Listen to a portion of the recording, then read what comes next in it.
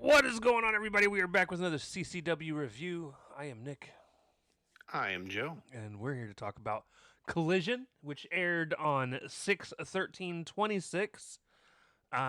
Please, before you run away, stick around, hang out with us, listen to us, agree with us, disagree with us, but talk about it in All the right. comments because nobody talks in the comments for these videos. And We would love to respond to things. absolutely, absolutely, Tell me I'm an idiot. right. Nick does all the time. Tell us we suck. Tell us we suck. Listen, there's a part of me that deep down inside feels like you just dislike things that I like because I like them. I understand where you're coming from, and that's not true. Because I um, also agree with you on a lot of things as well. yeah, I mean that's true as well. But no, Now, am I a petty bitch? Yeah, I'm a pretty petty bitch. you're old.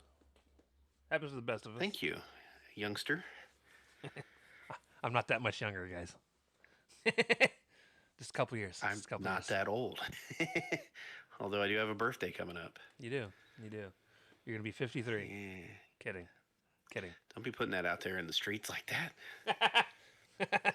He ain't gonna be that old. He's still in his 40s. I am 40. So. With that being said, though, so we start off Collision with match one immediately.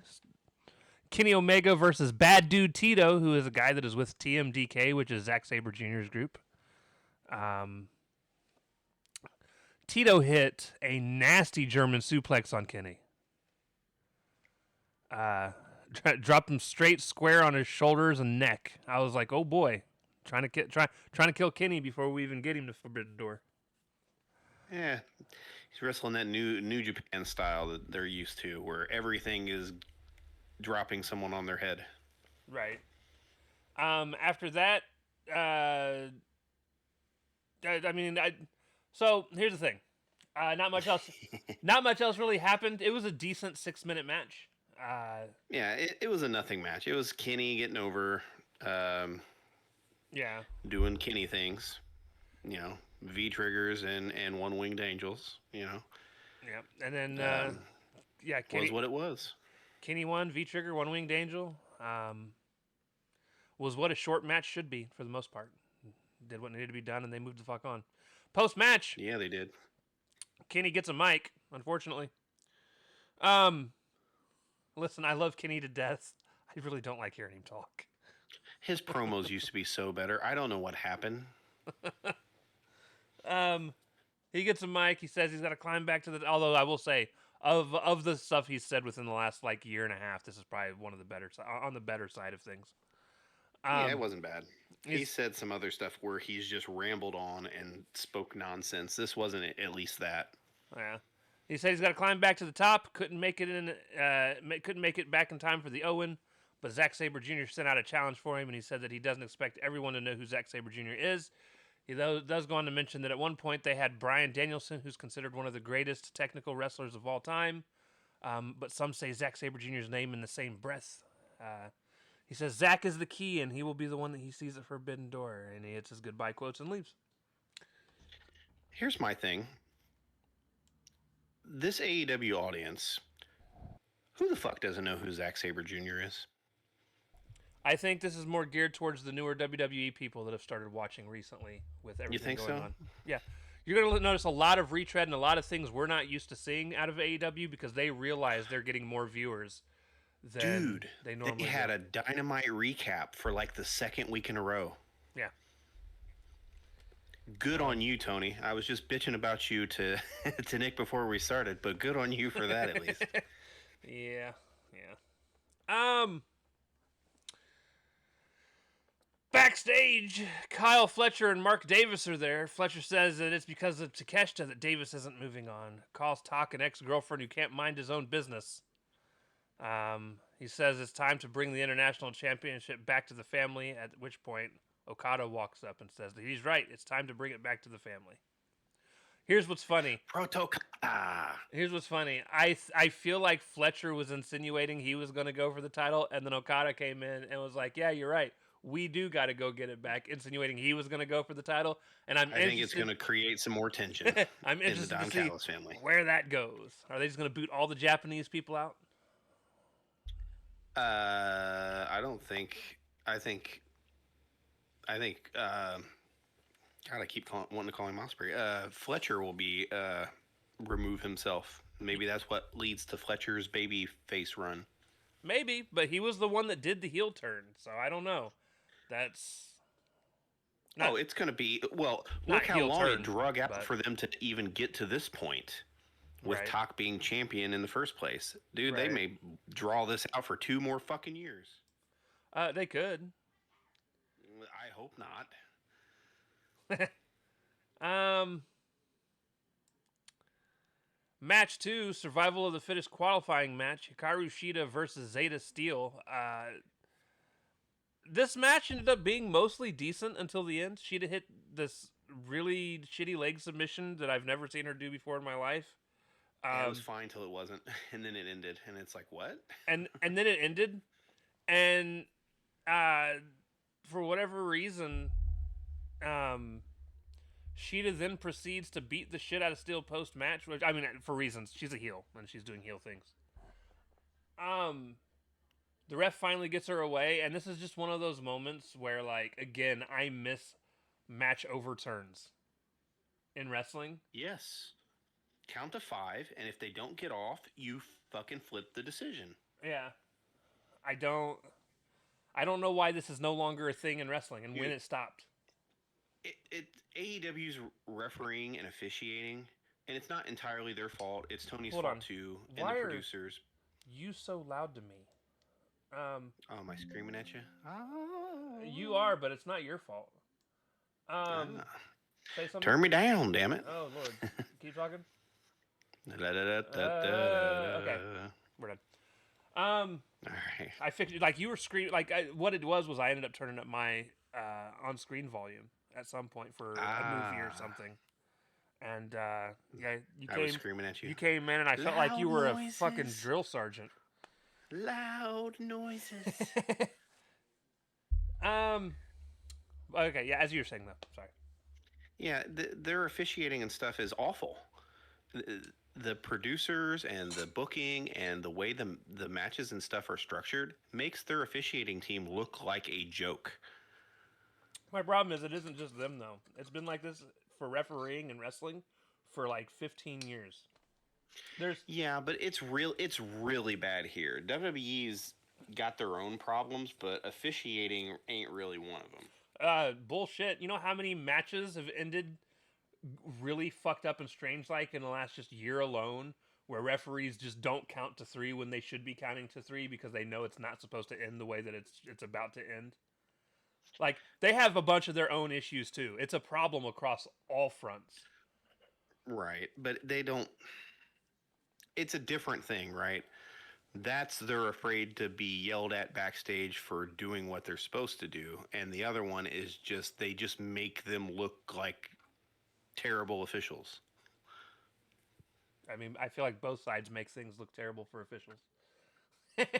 Well, wrestlers need to be in the spots they're supposed to be in to break up pin attempts. That is also if true. Not, the other wrestlers need to kick out. Nia Jax, Tiffany Stratton. Right. But no, I've not been a fan of any officiating, and the problem is everything's so wishy-washy in what things are done, when they're done, and when they're not done. Like, yeah, again, consistency is not there. Officiating needs to be consistent across yes all of wrestling, regardless of what. I won't say all of wrestling in general, but just across each promotion individually. Like, here's what I mean by consistency. 1000% agree. Look, I'm fine if one company does something one way, one company does something the other way. Perfectly fine. Don't care, but be consistent within your own rules. I should not, in the same company, see somebody get put into a submission, and on one match they get the 3 arm drops to see if they pass out or not, and then another match a ref just call it off. Yep. One or the other. Little things like that bother the shit out of me. And the arm drop thing adds so much psychology to the match, anyways. It should just be done all the time, like it was in the '90s, Agreed. and pretty much every time before then. Um, Match 2.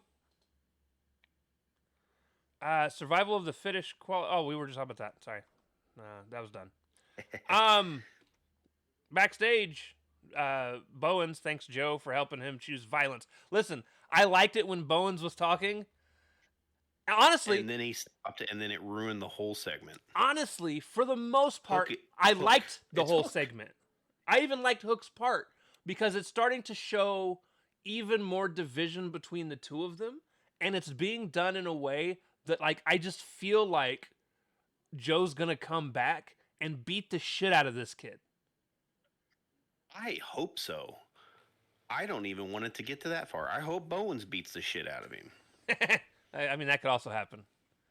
But basically, Hook gets real upset about what seems like Bowen's positivity, which made me laugh. He's like, "This is the Pride Month of pro wrestler. I'm the pride of of the pride of the month of this pro wrestling or something." However the fuck he actually worded it.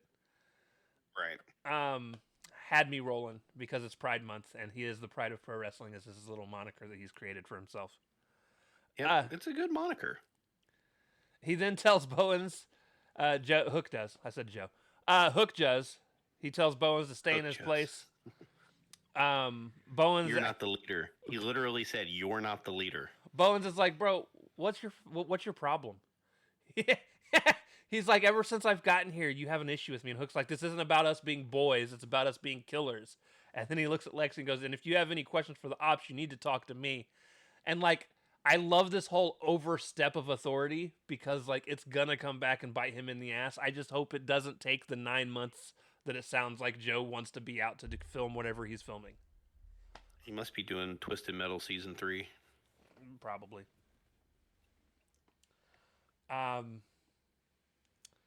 But yeah, no. I just listen. Once a month. I just need to see this group doing something once a month, just so I know I don't forget completely that they're there. Talking. And not talking. Again, I actually Wrestle. had no problem with this back and forth because I like where it's headed. I like where it's headed, but I just don't like Hook's part of it all. He comes across as unconvincing as a tough guy, unconvincing as a leader. Well, that he's supposed to come off as unconvincing as a leader. That's the point. But Shibata's more convincing with what he says, and Shibata said nothing. Well, he didn't say nothing. We don't know what he said. It was in Japanese. Yeah, it was one line. Fair. We don't know what it was though. But I do. I feel like that's the whole point of everything going on with Hook, though. It's supposed to sound unconvincing. It's supposed to sound like he's overstepping where he shouldn't be, and we know it's eventually going to lead to an ass whooping of some kind, whether it's from Bowens, whether it's from Joe. Now, does that mean it sucks that we're going to have to suffer through him talking? Yes, but it needs to be done. Maybe that's where my problem stems from. It needs to be done for him to catch an ass whooping. Like if we just take him completely off TV and then Bowens is just on his own again, we've done nothing. Yeah, because now he doesn't have a tag team to go back to. Right. Match 3. The most pointless squash tag match in a long time. Actually, it's not the most pointless, but listen. Anyways, it's Desmond Xavier and Zachary Wentz versus Aaron and Austin Atlas. I'm gonna be honest. I actually liked a lot of the tag team stuff that Xavier and Wentz were doing. I hate their finish. I don't mind their finish. I hate the pushing, standing shooting star. That's so lame. If it was like a setup to something else, it would be fine. But it's in a tag team division that has so much cooler moves and stuff, and I'm even including Goa in this. No. Listen, no. I don't like it. I absolutely prefer this over Goa's. Goa's has the worst tag finishing move in the objectively, history of wrestling. Worst tag team fucking move. It's a double choke slam that doesn't look like a double choke slam. It's a double I'm trying to fuck you and lay you down in bed move, okay? There's no power behind it. That's not true. I hate this move. Now, We can just agree to disagree. I don't like the move. It just doesn't bother me. Like, you take offense to everything going on, and I'm just like, it just doesn't bother me. I want it to be. I want them to have something better because I don't dislike the Rascals. The only thing I like about the move is it strikes me as something potheads would do in the backyard, where somebody would go do backflip and your buddy would just push you mid fucking backflip. Hey, quick, do a backflip and I'm going to push you. No, and no, you're gonna no, vault no, no. Over the thing. That's not even what I'm talking about. It's more along the lines of you motherfucker, where I'm like, hey, I'm going to do the X Factor, and you go, okay, and then you just push me mid fucking move. That's what I'm talking about. Hey, I didn't know the mattress was split there, okay? But no, you're talking about it as being a set. I'm talking about it makes it more of like his buddy's doing a backflip, and it feels like he's just like, and he pushed him. And then they were like, you know what, we should do that as a finisher. You're right. Yeah, that's cool. And again, I agree with you. Rascals win, though. I think they should find a much better finisher. But you know what? At least it's not the double whatever the lay down. The fuck lay down move is. I don't. The double set you down. I even prefer 2 birds 1 stone to the double set you down, and I don't even like that. Well, yeah, that's an actual tag team move that's been done for decades, though. But yeah, no, this match was pointless, and literally the match was only on here for them to introduce Myron Reed, which was completely unnecessary. Very much so. Like, there's no reason why he couldn't have come out with you, stood ringside, and then we just move the fuck on. They are very clearly really high on him and kind of lukewarm on the other two. Nah, not really. Just because he got the singles match. They take turns in the tag matches. It feels that way. Even when he's in the tag team matches, like, commentary, like, really puts over his stuff, while the other guys, it's just like, meh. Well, that's because he has that one fucking cutter that he does over the ropes, which is, don't get me wrong, really fucking cool. It's better than fucking Javon Evans's floaty bullshit. Bouncy! Thing. It's bouncy! I hate it. I hate it. I don't mind. At least this guy soars like a missile and fucking hits him with a cutter. And is not looking over his shoulder the whole time as he's fucking about to jump off the ropes. He was inspired by the Randy Orton memes, where you'd see Randy the RKOs out of nowhere. All the RKOs out of nowhere, where it's somebody moving Randy Orton across the screen, all ridiculous like. Yeah, the 2010s. He was like, I bet I could do that for real. Hey, he seeks him out, man. He like. It's like a missile, dude. It's no floaty bullshit. It's like I'm diving right at your ass. So I actually really liked most of this match, and then he got to that point where he does those. He did 2 of them back to back. He did it from the ramp into the ring, outside and then right back outside because Kevin went to the outside. He hit his splash, almost got a 3 count, but Kevin got his foot on the rope. The rope. I missed the E on that word. The rope. Kevin wins with the crash landing, which is just a spinning rock bottom. It's like a bookend. It's not even like a rock bottom. He's trying so hard to be not himself, and it's driving me crazy. Yeah, it's making me not like him. And I like... I was literally telling you, I like babyface Kevin Knight better. I wish Speedball would have been the one to turn. So, I feel like Speedball would have had the better motivations. Sure. I don't think he would make a better heel, though. Here's where all of this, I find this really interesting, especially with you. You didn't like Kevin as a face. You've always very loudly been like, I just don't like this kid. I don't like when he talks. I don't like to watch him wrestle.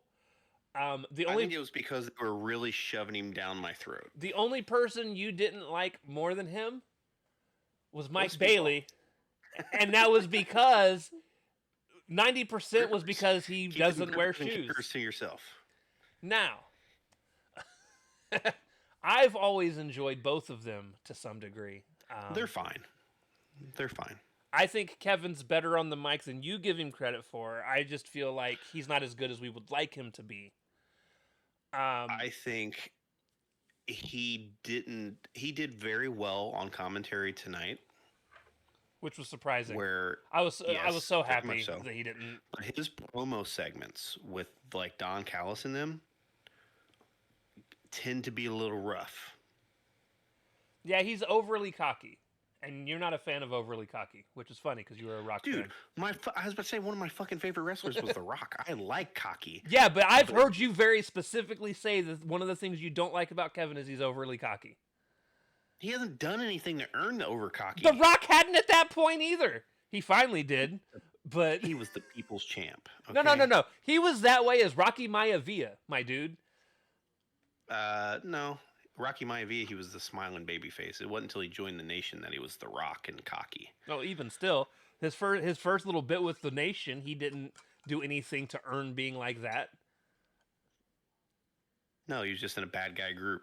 And he didn't talk much then. Farouk did all the talking. It's once he earned the Intercontinental title that he started, he was taking himself way too serious, and it was annoying Farouk, and it was classic. You mean how somebody era. won the TNT title, and now they're taking themselves too serious? I'm just saying. Yeah, but here's the thing. Rock was good on a microphone, and he's not. The difference is our time periods. He can't say the stuff that we thought was entertaining by The Rock. Just like The Rock can't really say that shit now. Yeah, you may be true. He's got no substance to go with. He's got nothing. He's got nothing really to say. Now, I say that to say this. I agree with you. I don't think he's that great on the mic. I just don't think he's terrible on the mic. I think he does need to find something other than calling himself the Jet every other word and saying, I want to be Jet 2 belts. I don't care. Like, that whole thing is stupid. Yeah. I hope Andrade beats him up. I hope he does too. And I think he will at some point. Anyways. And that's another part of my frustration is I want Andrade to go for the title. I don't want Kevin Knight in the title picture. He had his shot and he lost. Right. Well, I agree, but if it gets us to where we want to be, where just Andrade's fed up enough to just fucking leave, I'll bite the bullet. Sure. But it's got to actually get somewhere there. Like I don't want this to just drag out for 6 months. I don't need that kind of long-term storytelling for everything. How you know? Oh, you know. He knows. He knows. Those are forever going to be linked together now, and it's fantastic. Oh man, that segment was so awesome on Wednesday. How about said Monday? We get a quick... No Leo Rush on the show. Yeah, he was there for Dynamite, and they were filmed together. So. I know they don't want to overexpose him, anyways. Divine Dominion get a little vignette.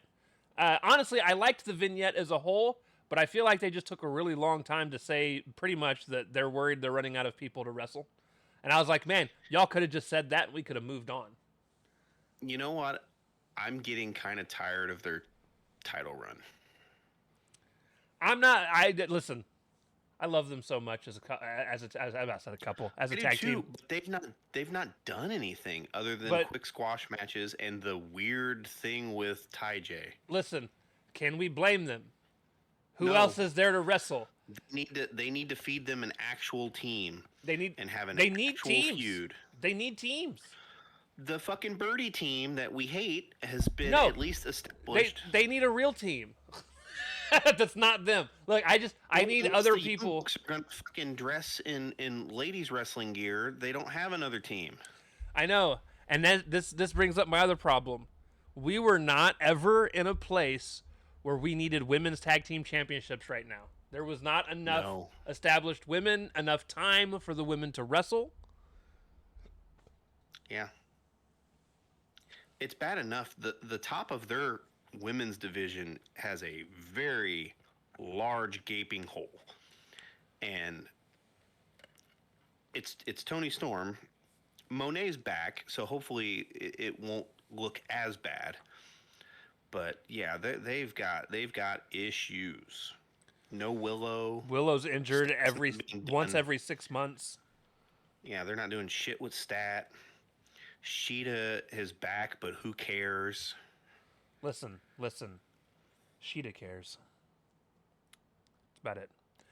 And I like Sheeta. I'm a Sheeta fan, I actually but liked her match this tonight, little run since but yeah, this run since she's been back though has not been it. no, and it's because they've been playing this whole like, oh, is she gonna be turning heel or is she gonna be like they should if they're gonna go the heel route, which is perfectly fine. You should have just did it sooner. I didn't need you to string this along with Stat and Yeah, the unlikely alliance there to just set up a four-way match that they were going to fight each other in regardless. So yeah, it just was pointless. right. We then get another vignette, which is Maya World talking about her brother's passing and needing to be here at AEW. Her brother was who got her into wrestling, and then she was like, "Yeah, Athena taught me everything she know or everything I know, and I'm gonna have to turn her around and beat her or whatever, however she worded it." And then immediately after, and I hate when they do this, dude. I have never been a fan of like The immediate rebuttal. immediate continuity. Like space it out a little bit. Give me the feeling like somebody had seen it and then they went, "Oh, I need to go find a cameraman." Yeah. Like the immediate and it'll happen again here very soon with Tekla where it drives me nuts. I don't Well, need. I understand why they do it. Well, they do it because they're worried people's attention spans aren't going to be fucking worth a damn. I don't Have care. you talked to some of these kids? Their attention span is terrible. Um, And then adults our age are doom scrolling and can't pay attention to one thing either. hey, that's us. So then Athena is like, "Hey, I'm out here struggling with my ambition versus my morals. I'm sorry, sincerely, about what happened to your brother, but what about me?" She's like, Right? I'm a she goes, I may have taught Maya everything that she knows, She knows. but I didn't teach her everything that I know. Which she's- I always like that line. yeah. She said she didn't make it past the second round last time, so she has a fire lit under her ass to get there. And just because she's currently the it girl does not mean she's living in Athena's world. This was fine.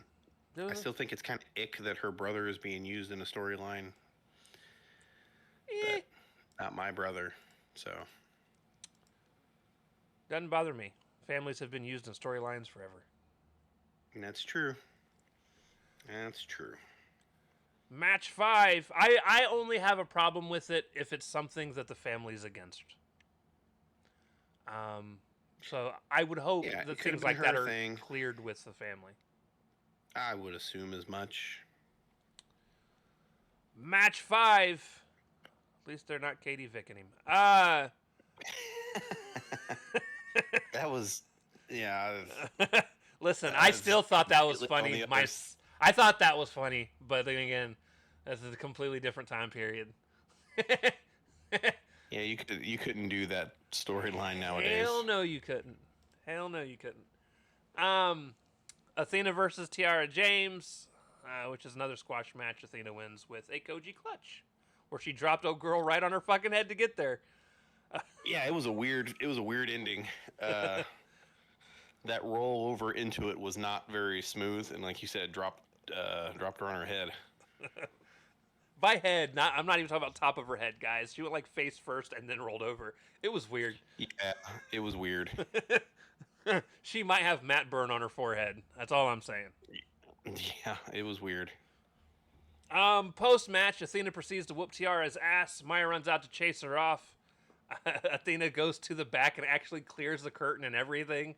And then Tiara is like, Maya's checking on Tiara, and then Athena runs back out to the ring and starts beating her ass. Whoops that ass. And that's how that ends. Backstage, the Demander here, and Ricochet is talking about having success with a couple downs. He goes over his downs and he says now he's coming for Takeshi's title. And I was like, well, that was a weird segue. All right. He's coming for you, Takeshita. The one guy in the Demand wouldn't remove his hand from his head. Oh yeah, he was doing the stupid thing that he does where he's supposed to look all cool and he doesn't. No. It's not Toa. Who's the other guy? I can never remember his fucking name. I remember Toa Leona perfectly fine. It's because you're used to the Samoan dynasty. Anyways, Oh God, we do this every time. Sorry, second dude from the demand. You're my favorite one. I like you more than I like Toa. You're more Bishop athletic. Khan. Fucking Bishop There Khan. you go. Good man. I googled it. There's nothing good about that. I Sorry, don't. Bishop. We can never remember your fucking name. And it should be the easiest. Sure. He's an X-Men anti-hero. Bishop Khan. Yeah. Anyways, that leads into a tag match: the Dogs versus the Bucks for the number one. Well, listen, they didn't say it was for the number one contendership for the tag titles, but it was heavily alluded to when the match was originally being made. That's what they were doing when they were setting it up on like Dynamite and stuff. It's honestly just a very normal Young Bucks match. I don't. It was a paint by numbers Young Bucks match. I didn't like the finish. I thought they should have finished at the Shillelagh and Spear spot.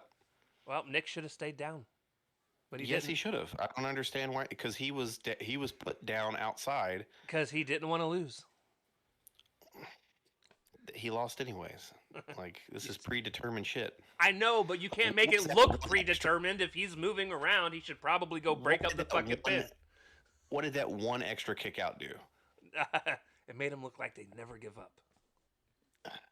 Just some good Christian boys. Something like that. Anyways, I caught a shillelagh and then a spear. Nick broke it up.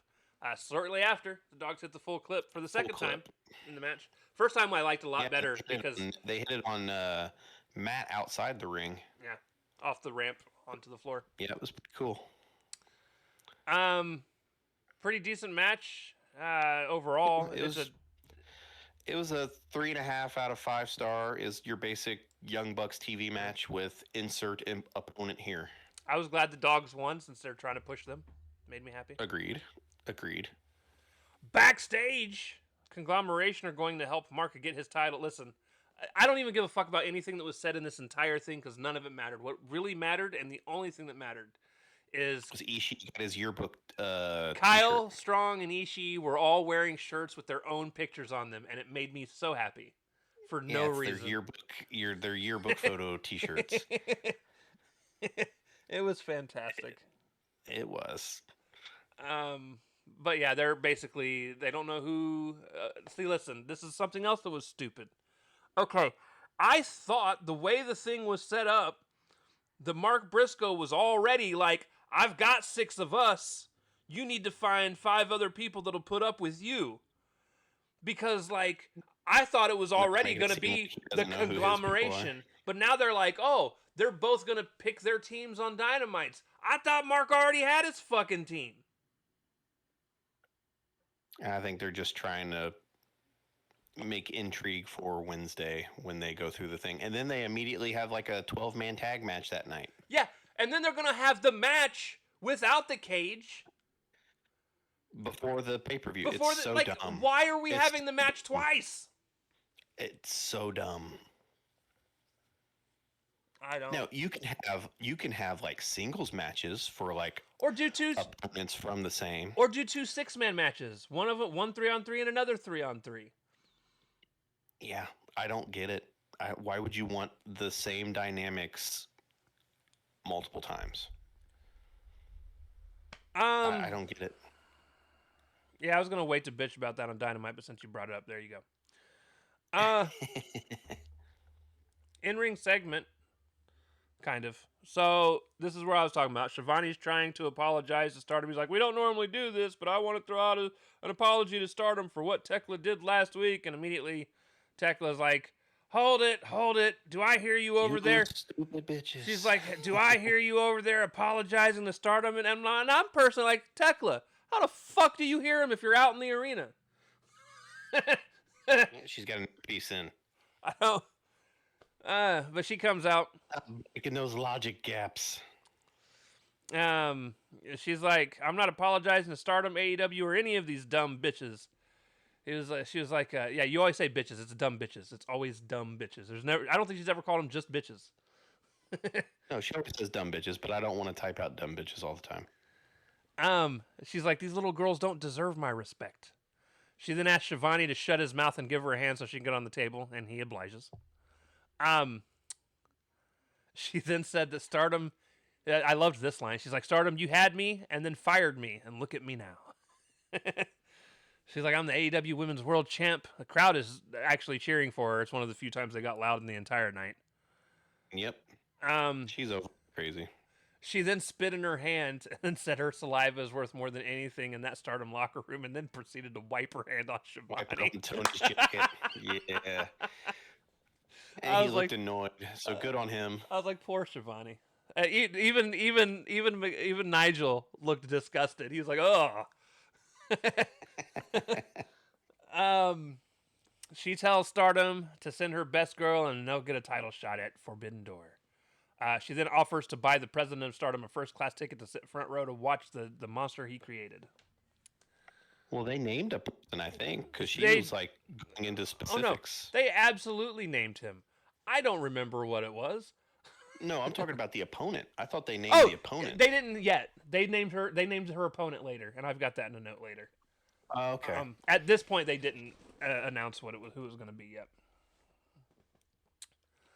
Backstage, the Bang Bang Gang talk about starting the Juice Robinson stray neutering for stray dogs, which had me laughing. But then they basically went in to talk about they're coming for the dogs, basically. So there's that. I enjoyed the promo. I loved the logic they used as well, because they basically took the winnings from that match they all had for the money a couple months ago. Yeah, the $500,000 match and that started you're supposed to remember from a collision 2 months ago. Yeah, and then decided they're going to use that money to start this dog neutering. It's fun times. I already read that. Survival of the Fittest qualifier match. Julia Hart versus Persephone. Julia Hart came out and wrestled her best match in a year and a half, singles wise. Yep, I don't disagree. Persephone hit the way the match ended though. Persephone hit Julia with a slap, knocking the mist out of her mouth, which I thought was fantastic. How they pulled that off, I was like, hell yeah! Actual storytelling in the match. And then she hit her with the power bomb for the win. I said, I guess. So that happened. So we've now got Persephone and Sheeta in the Survival of the Fittest matches. So we got 4 more matches to figure out. So it's probably also going to be Stat will win her match. More than likely. Queen Harley will Aminata. probably win her match. Queen Aminata will probably Queen win her. Aminata. Harley will win hers. And then Mina will probably win hers. And that'll be your 6.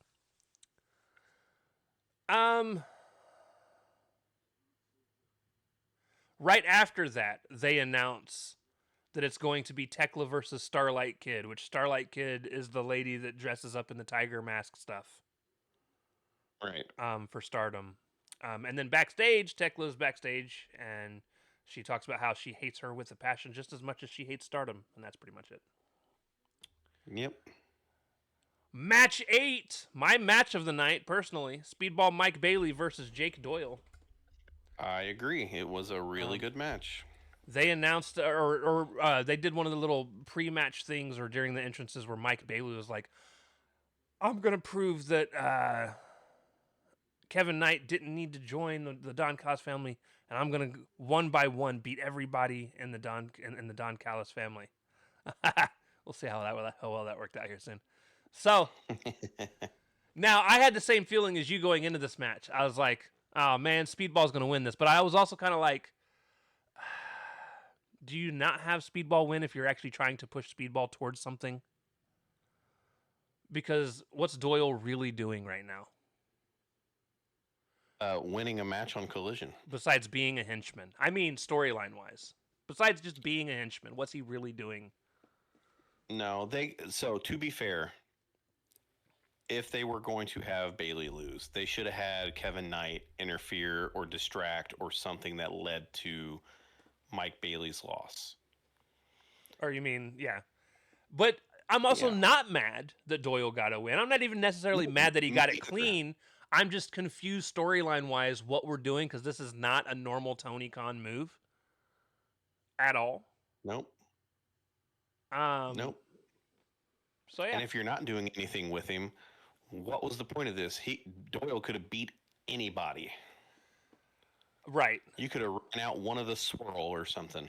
absolutely. Have him wrestle both the swirl at the same time and get a win. You know? No, you don't want to kill the swirl. Sure you They're do. doing stuff on Ring of Honor. Sure you do. Yeah, I don't care one way or the other. However, Just throughout not Jay Lethal. Don't make it a 3-on-1 and have Jay Lethal get beat like that. a couple. You could have rolled out Jay Lethal to take the loss. He ain't doing shit right now. Yeah, true. Poor Speedball. They were outside the ring, and Doyle goes to pick him up to do a power bomb, and as he's picking him up, he's spinning him around, and he bounces Mike Bailey's head off the front of the fucking announce table. Guys, I'm not talking about the top front. No, the bottom. And bottom of the table. They were rolling around. And let me tell you now, hold of him. This wasn't intentional. You could tell this wasn't like he picked him up and swung him into the table.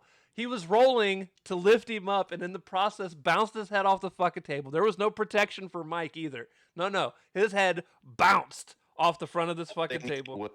What they needed was more room, and they didn't have it.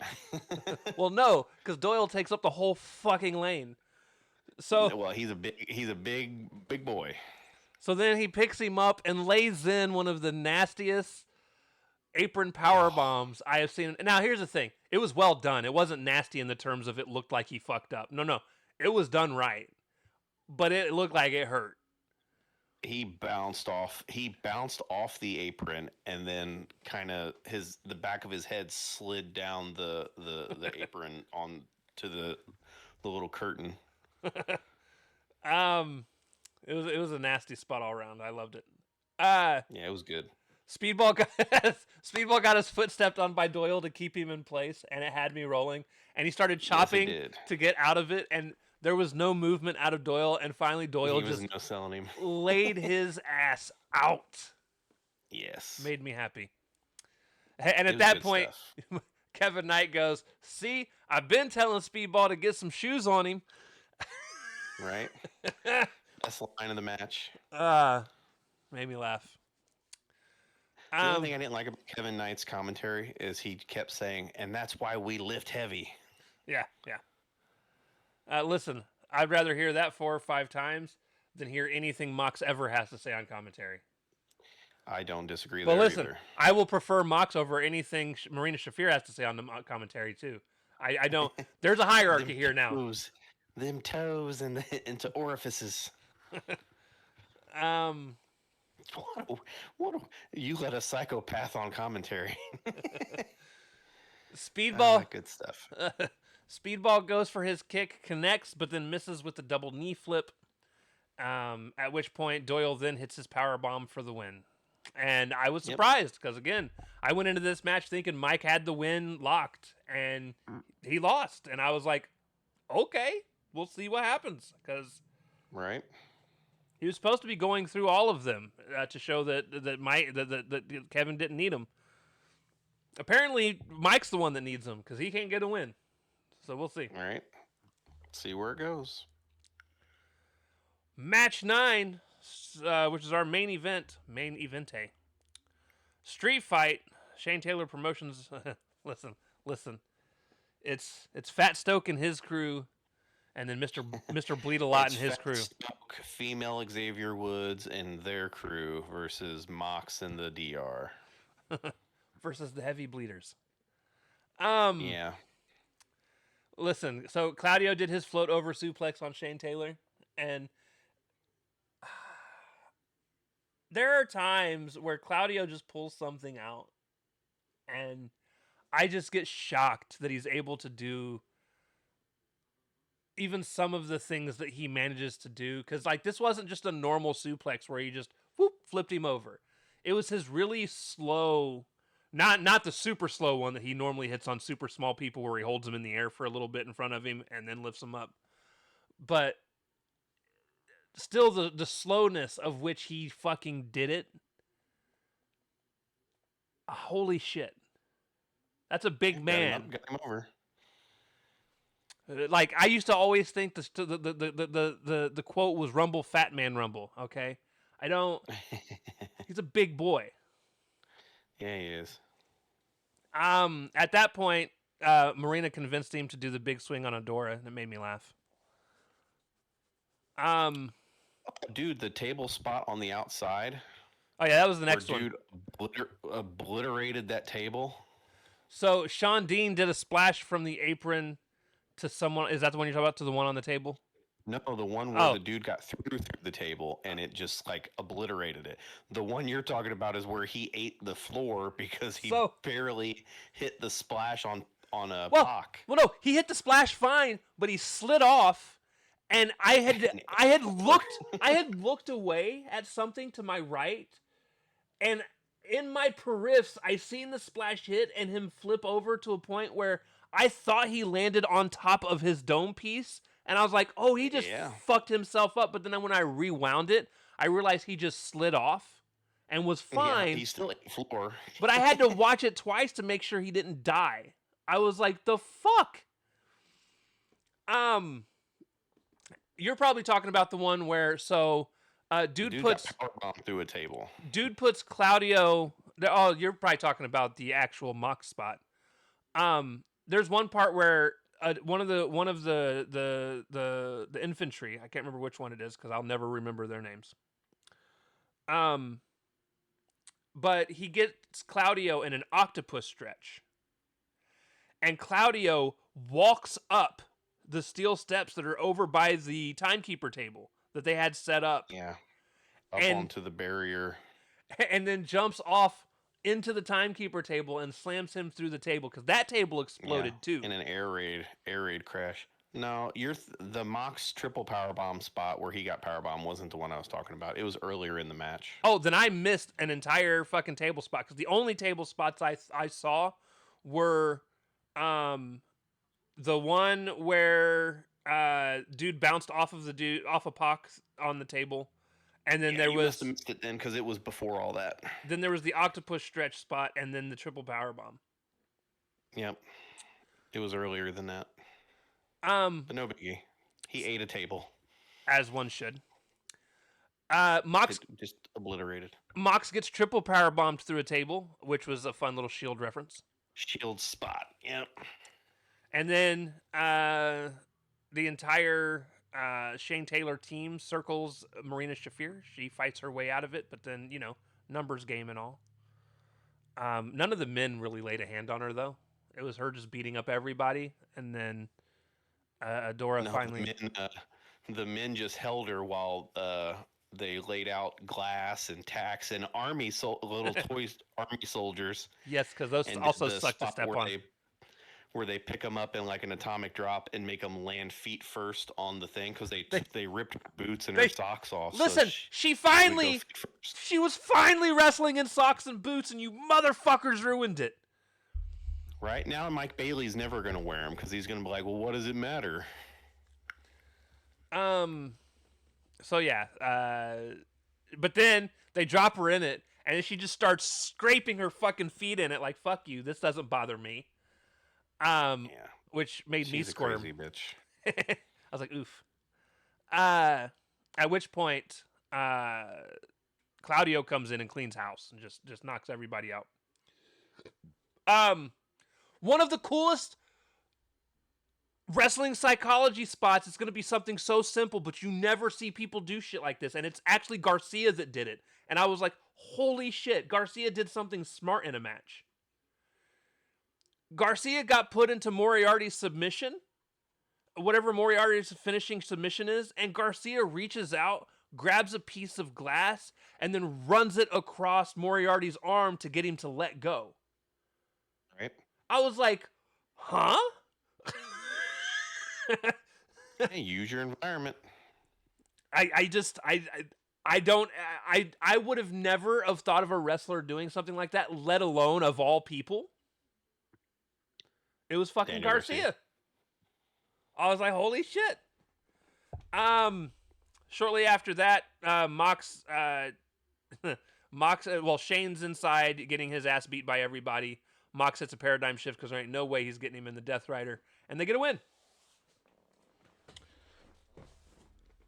Long story told, match wasn't bad. It was just really long and lost a lot of steam at the end for me. Yeah, they could have done without most of the last 10 minutes, and the match would have been fine.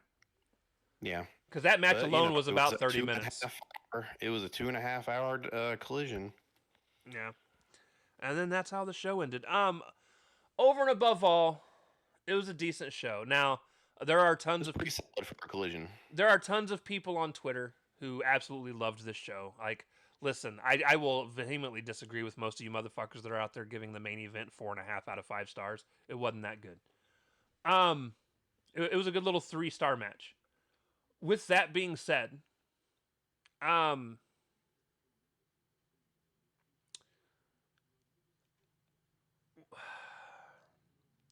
I am not a fan and have never been a fan of these taped collisions. And there's a reason why, as a whole. I'm not saying this was a bad show. I'm just saying as a whole in general. First and foremost, they're obviously, and you have to do them this way, taped after Dynamite.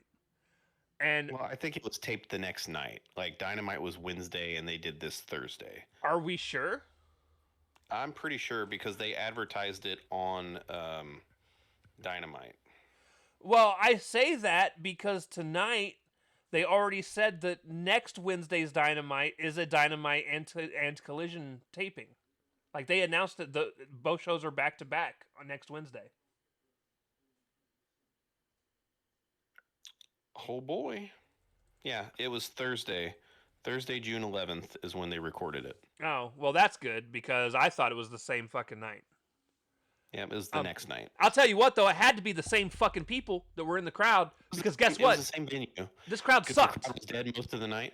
So I was messaging you about that. I don't know if the crowd was just bad or if it was how they had it mic'd. Or it might just be the venue setup as a whole. Because you heard them in parts tonight. Dynamite, they were dead. That was one of the deadest crowds for Dynamite. Yeah. But this one, you had an "This is awesome" chant during the Doyle and Bailey match. You had a pretty clear cheers when Tekla did her promo. But yeah, the crowds in Cincinnati weren't great. No. Yeah, I hope that arena. I want them to find somewhere else in Cincinnati, just somewhere else, because I feel like we've had problems in this arena before. Probably.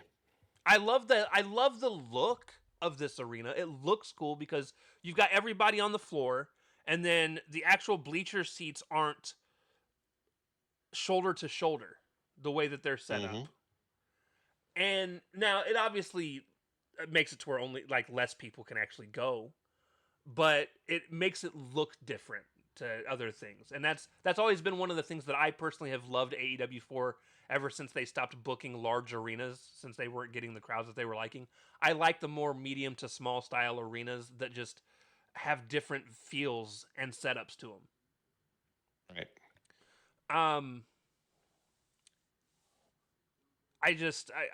This crowd sucks, dude. I don't know if it's Cincinnati or if it's this arena, but I think I'm hoping it's the arena.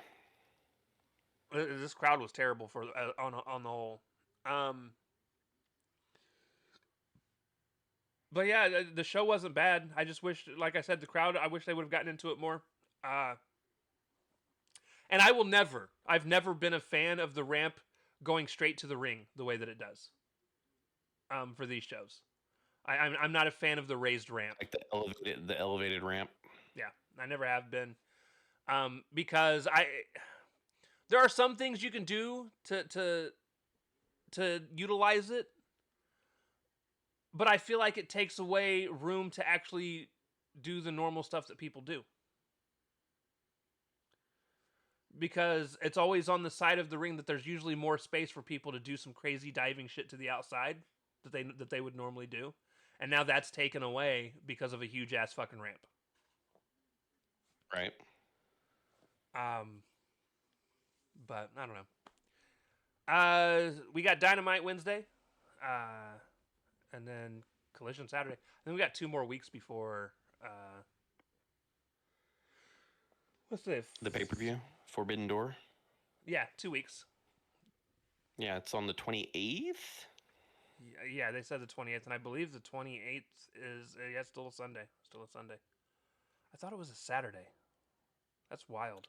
No, I wish they would do fucking Saturday pay-per-views. No, because they said something about WWE counter programming them with something, but I don't know what they would counter program them with something on a Sunday. The fuck are they going to counter program with on a Saturday? They don't have anything scheduled. Yeah, they could just be like, "Oh yeah, we're gonna go ahead and do a Saturday night's main event." They've done it before. It's probably why AEW stopped doing shit on Saturdays. It's probably like, look, we're fucking tired of WWE being like, "Hey, random Saturday night's main event." Yeah, it annoys me. Oh, I know why they're probably doing all these tapings. The World Cup's going on for the next week or two. That's true. I forgot about the World Cup. I just pulled up Google, and it's a guy playing soccer, and I was like, oh, yeah, the World Cup's going. My daughter's boyfriend is Hispanic, and his family is rooting for Mexico. I was like, I will root for Mexico for you by proxy. I really don't care, though.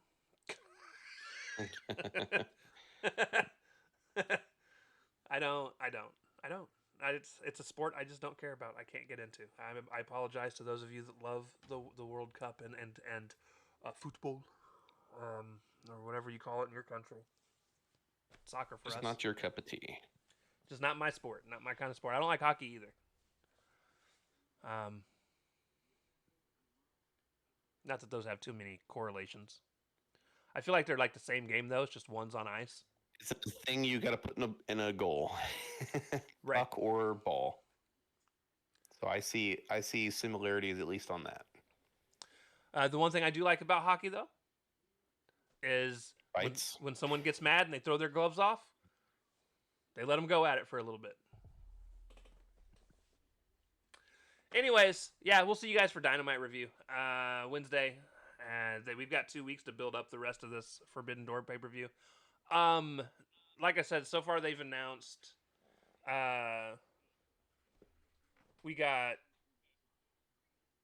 the women's Ospreay and Swerve. The women's Ospreay and Swerve, and they're gonna have their face off face to face on Wednesday. Wednesday, so that'll be interesting. I'm curious how that's gonna go because I feel like Swerve's gonna say some shit about Ospreay joining the Death Riders, but Ospreay's gonna be like, as he should. But then Ospreay's gonna be like, "You've been trying to murder people. What do you care?"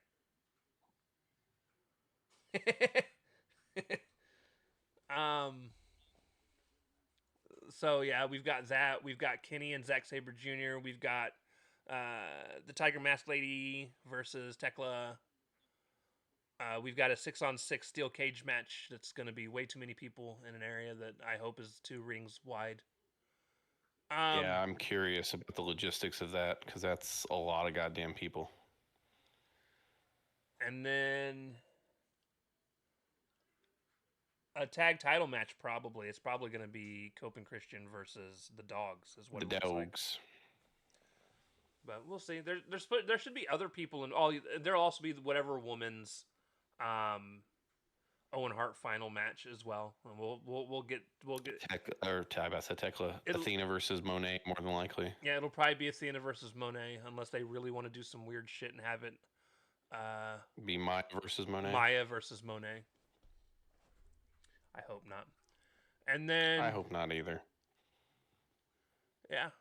Nothing against her, but I'm sure they'll throw together 2 or 3 other matches, and then they'll have some pre-show stuff that, we'll say, why do they keep putting these on? And then in the same breath, I hope the fucking I call them TikTok people. I hope the fucking Costco people aren't on there again. Big Boom AJ's absolutely gonna. Actually, this isn't a pay-per-view. He usually has a match on.